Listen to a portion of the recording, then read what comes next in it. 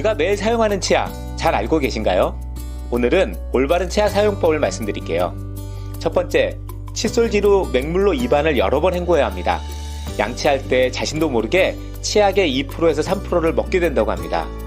치약의 성분은 치아에 있는 플라그 제거를 위한 계면활성제와 치아 표면 광택을 위한 세마제, 결합제, 습제, 향제, 감미제, 착색제, 방부제 등이 들어있습니다. 여기에 풍성한 거품으로 강한 세정력을 자랑하는 합성 계면 활성제, 치아 우식증 예방에 효과적이지만 과다 복용 시 해가 될 수 있는 불소, 치약 항균제인 트리클론산이 첨가되기도 합니다. 따라서 여러 번 헹궈내는 것이 치약의 각종 화학 성분이 인체에 흡수되는 것을 최소화할 수 있습니다. 양치 후에는 10번 이상 깨끗하게 헹궈내는 습관을 가지는 것이 좋습니다. 두 번째, 치약을 너무 많이 사용하지 마세요. 성인이나 초등학생 이상의 아이들은 칫솔모 길이의 3분의 1에 해당하는 만큼 치약을 짜서 사용하면 되고, 만 6세 이하는 완두콩 크기의 치약만 사용하는 것이 좋습니다. 그리고 치약을 짜서 물을 묻히지 않도록 하세요. 저도 습관처럼 치약을 짜고 물을 묻히고 사용하는데, 물을 묻히면 치약에 들어있는 연마제가 희석되어 효과가 떨어질 수 있다고 합니다. 세 번째, 치약은 사용 목적에 따라 성분을 골라 사용해야 합니다. 충치 발생이 염려될 경우 불소 성분이 함유된 치약을 써야 하는데, 불소 성분이 1000ppm 이상 함유된 치약이 권장됩니다. 치은염이나 치주염을 예방하려면 염화 나트륨 등이 함유된 치약을 사용하는 것이 효과적입니다. 현재 사용하고 있는 치약의 성분을 보니 불소 함유량이 1000ppm이네요. 한번 집에 있는 치약의 성분을 확인해 보세요. 마지막으로 가글 사용 시 주의할 점입니다. 먼저 가글액은 치아 대용이 아니기 때문에 이를 닦는 대신 가글액을 사용해서는 안됩니다. 단 가글을 할 수밖에 없는 상황일 경우 가글액을 10에서 15ml 정도 입안에 머금도록 한 다음 30초간 가글을 한 뒤 뱉습니다.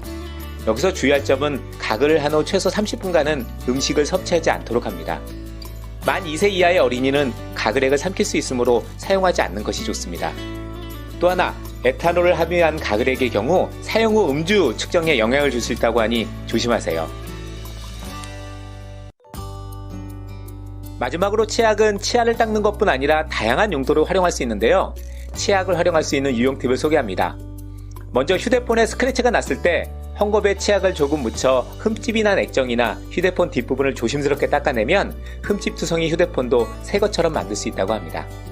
두 번째, 모기나 벌레에 물리면 가려움증과 통증이 몰려오죠.